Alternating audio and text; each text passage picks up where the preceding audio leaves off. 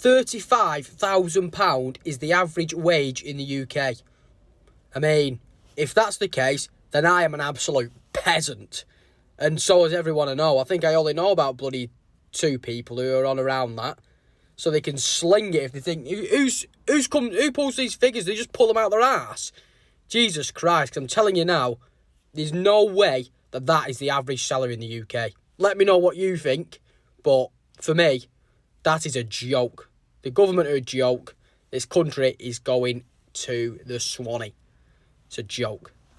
Did I mention it's a joke? That's my way back to Canada, and I can't stop crying in the bus. I don't want to live in this country no more. I empathize with you and I want to talk about this. And I am wholeheartedly ready for the same types of comments telling me to just leave. But at the moment, it really kind of sucks to live here. It really feels like there's no hope and no future in this country. The cost of living is ridiculous. Housing is through the roof, groceries are through the roof, the cost of gas is through the roof, everything is expensive. My cell phone plan costs me $100 a month. Our cities aren't safe. The opioid epidemic is claiming lives every single day. Our healthcare system is fucking broken. So broken, in fact, that even though 90% of the population of this country is fully vaccinated, we can't open back up. There are still tons of Indigenous people who don't have clean water. To top it all off, all the things that make life fun are heavily restricted or penalized. Concerts, festivals, social activities, etc., we can't do them. But we can work our ass off every single day to not have enough money to, survive. And most of the time, it just feels like Canadians would rather be smug about not being American than actually address this shit. And it sucks, because I love this country, but I want to move. People should buy less Costa coffees and go on less holidays and not go out for dinner so often, and then they'll be able to pay the electricity bill, which, I said it tongue-in-cheek a little bit, but to be fair, that is probably partly true. I mean, the ones who are really struggling aren't doing any of those things, and I do accept that. But, I mean, there's a lot of people out there who, in the old days, people would save money. Now it's very hard to save money. It's not fashionable to save money. I think when people say, just don't go on vacation, stop buying coffee, make coffee at home, stop eating out, I get the intention behind it, but if you're living your entire life just to work so you can make enough to pay the bills and you can't do anything of leisure, then are you really living? Are you really enjoying your life? Like, what's the point of living if you can't actually live? You work 40 plus hours a week. You can barely afford the rent. You can barely afford food, and you can't go on holiday. You can't buy your favorite drink. You can't eat your favorite food. You can't go to your favorite places. Then what's the point of living? And should you live in such a state of depression that even if you wanted to, you can't? If you're saving, if you're going through like a no-spend month or a no-spend year and you're trying to cut back because you have a goal, that's completely different. But if you can't go on holiday, you can't buy your favorite drink, you can't do any of these things because you simply cannot afford it, then obviously that is a problem. And I'm not talking about people who are not working, people who are on welfare. I'm talking about people who have full-time jobs. Some of these people are educated. Some of these people have student loans to pay back. They have car payments to think about. They have insurance to think about. And they can't afford these simple things in life. Then that is a problem. And we should be talking about this more, and we should be trying to do more for the people and looking at how the markets are set up that are not in favor of the working class. Sugar, flour, bread, those are basic food. Eggs, you can't buy eggs. Even lime, you could have got a 50p lime, now it's £1. Everything is going up. Clothes and things, they're not going up because you don't need clothes, but you need food. Wages doesn't go up. In the COVID time, I put my life on the line to save other people. But yet still, I get no thanks, nothing. My wages doesn't go up. My children can't find food. You used to eat 3 times a day. Now you have to limit it to 1 time a day. This is what £120 worth of food shopping looks like. And I know people are going to look and be like, that actually looks like quite a lot. 2 years ago, this used to cost us £70. A year ago, this used to cost us £85. And now it's a lovely £120. Don't you just love the cost of living crisis? Minimum wage in the UK is £10.42 per hour and the average person works 38 hours per week. They're left with £1,500 per month. You've got rent £650 per month, council tax £115, water £40, gas and electric on average for a single person £150. If you've got a car, £200 on fuel alone monthly, £60 on insurance and £10 on road tax, TV license £13, your phone bill £40 on average, broadband or home Wi-Fi £20 a month, food and groceries £215 on average per month. Guess how much you've got left? Minus £13. And that's even before you paid for Netflix to watch The Night Agent, which has been the best show in a while. What about socializing or car repairs? Don't even dare commenting that not many people earn the minimum wage. In 2022 alone, 1.6 million workers were paid at or below the minimum wage. I don't know what else to say in this video actually. That kind of says it all. I don't mind giving most of my paycheck to my living and groceries on a shitty bungalow in Barrie, Ontario. What I do mind is that then, after I give you half my paycheck, you're gonna be like, oh, and you can't wash your car in the driveway. And absolutely no storage in the garage, especially not winter tires. I've come to accept that I will never be able to afford owning a home, but if I'm gonna be stuck renting and giving someone my whole paycheck every month, I'm gonna wash my fucking car in the driveway. I'm not paying to keep my winter tires somewhere the fuck else. The problem with renting is that landlords have the audacity. They're like, no pets, no children, no laughing after 9 p.m. Just take my money and shut up. Do you know why people steal groceries in this economy? It's because this costs $23. This salad is $10. These 4 mozzarella balls are $5.16. And this little balanced snack, almost $9. 23 bucks for that. Also, tell me why every one of these items individually is more expensive than ice cream. $4.99 for ice cream, which is unhealthy and you shouldn't be promoting people to buy. But it's more expensive than all of these items individually.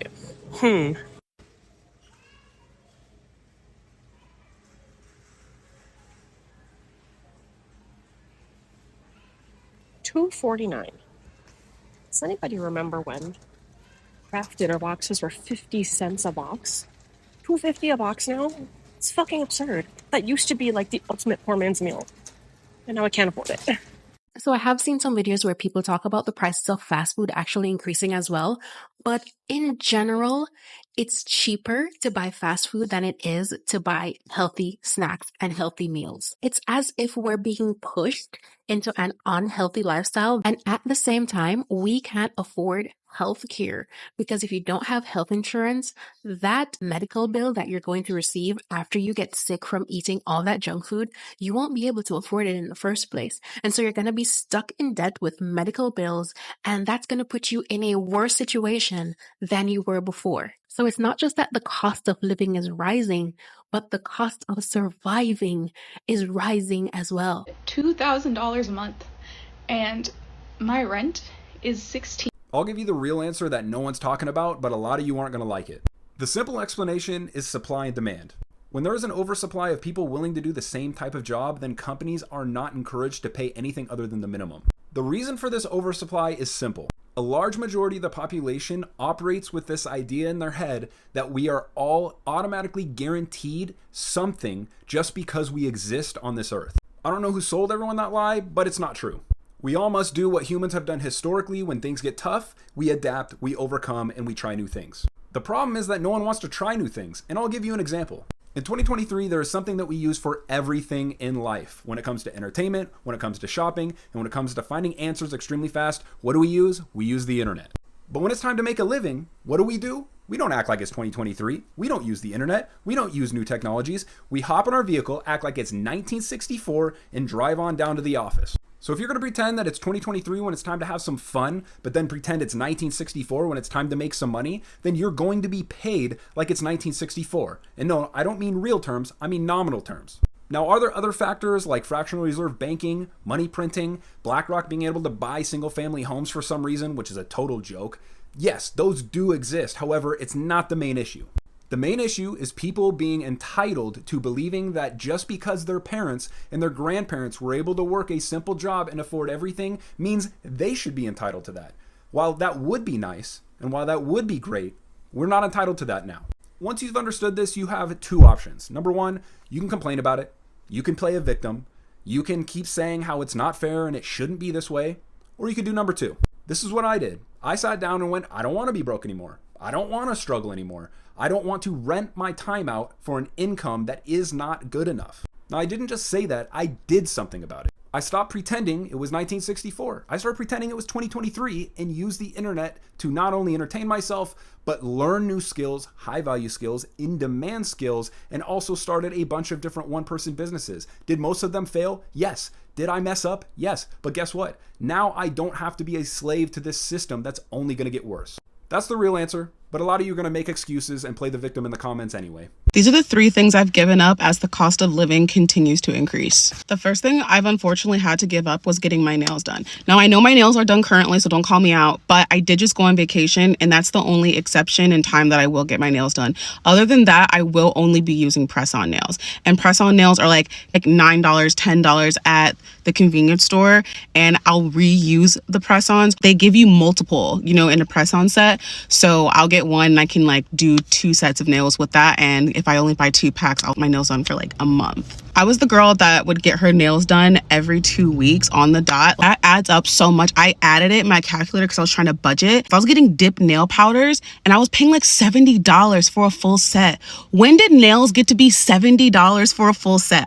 The second thing that I've actually had to give up is getting my eyebrows done. Now, I have naturally thick eyebrows and I would get my eyebrows waxed. I used to hate my eyebrows, but now I've kind of embraced it. I bought a brow gel, and in replacement of doing that, I'll just use my brow gel and use a brow pencil or something if I want to make them look correct. That money can be used elsewhere, The last thing that I've given up as the cost of living increases is eating out.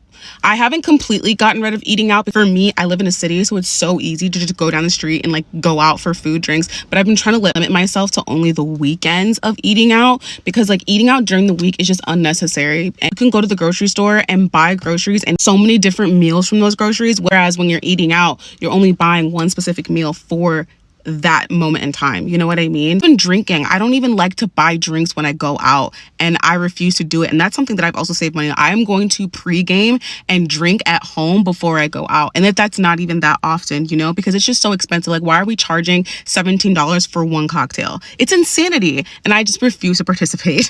Let me know if you want a part 2.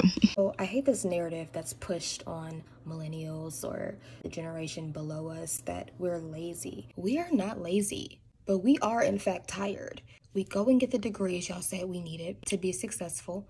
Get that degree, then you need a higher degree. You get the higher degree. You go to apply for the job with the degree, and then they say you're overqualified. We get the jobs, they raise the price of living. So then you have to get another job to keep up with the cost of living. And then you have no time for yourself. And now your mental health is jacked up because all you do is work. We are literally on a hamster wheel, chasing this American dream that our parents had that does not exist for us. Most of our parents in their late 20s and 30s where we are, they had homes, they were married. We are in a rat race. And it seems like we're never able to catch up. The amount of people who live at home with their parents because they have to. We would love to buy homes. We would love to start families. But in this economy, that is not happening. And so I'm just I've surrendered. It's in God's hands. But what I won't do is kill myself trying to chase something that may not even exist anymore. We're not lazy. We're tired. Does anyone else feel like they're absolutely drowning financially? As a single 29-year-old woman, I have 3 jobs. And I'm still struggling, and I'm just getting myself farther and farther into credit card debt because I don't have enough after the first of the month to avoid using it. It just isn't working. Full-time job. Not doing it. Got a second job. It's barely doing it. The third job. Hit or miss if I even get paid on time.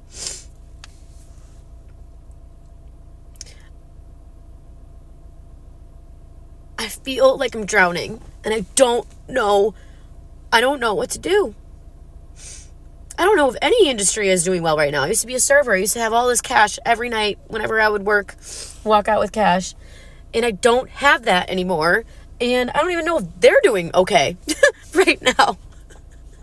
Like, I have seriously considered quitting my full-time good job to go back to serving. Because at least I can just like use my personality and try to get more money than minimum wage or what an entry-level job pays people nowadays. It's fucking sick.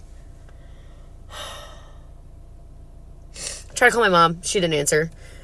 Snapchat my friends about this because I just needed a vent, but I just feel like I'm drowning.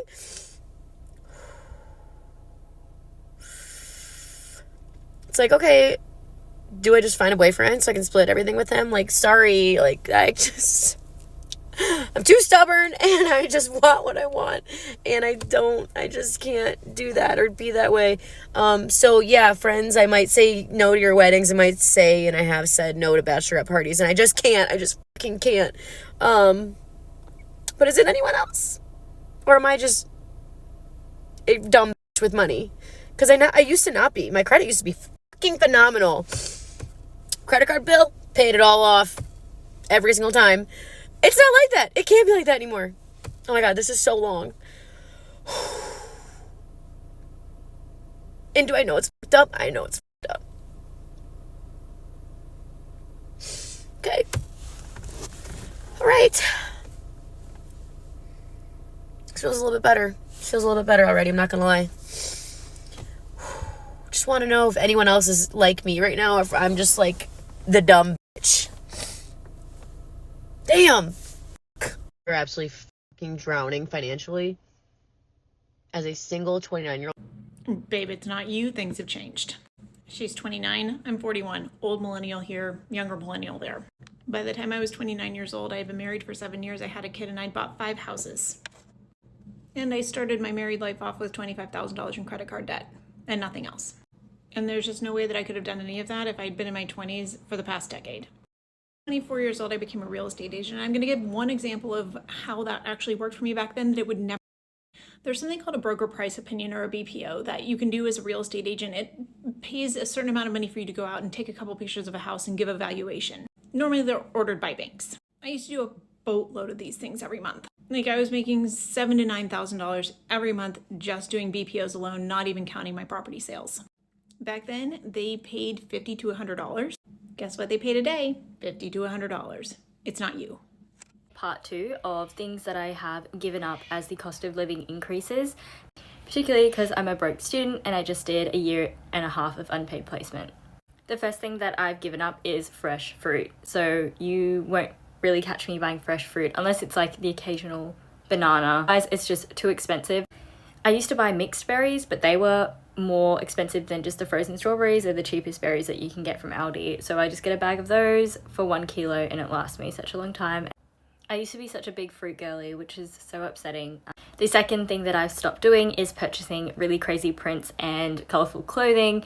I know it's giving the Great Depression, but it's honestly just so much more versatile to switch out. I've bought less like risky clothing and just really safe options that I know that I'll feel comfortable with and wear, because I don't have the money to spend. The third thing that I've stopped doing is buying activewear. Since when did everyone look so good at the gym? And activewear is so expensive, and I just refuse to spend money on activewear. I just reuse the same things to the gym. I don't really understand why you have to have 20 outfits for the gym, so I will just rotate between the 3 and wash them in between my sessions. And yes, I look like I'm wearing the same thing every day. I don't, but again, you gotta do what you gotta do. You know, I hate to be a Debbie Downer, but I don't think the cost of living crisis is gonna get better anytime soon. Share your thoughts in the comments, and I'll see you in my next video.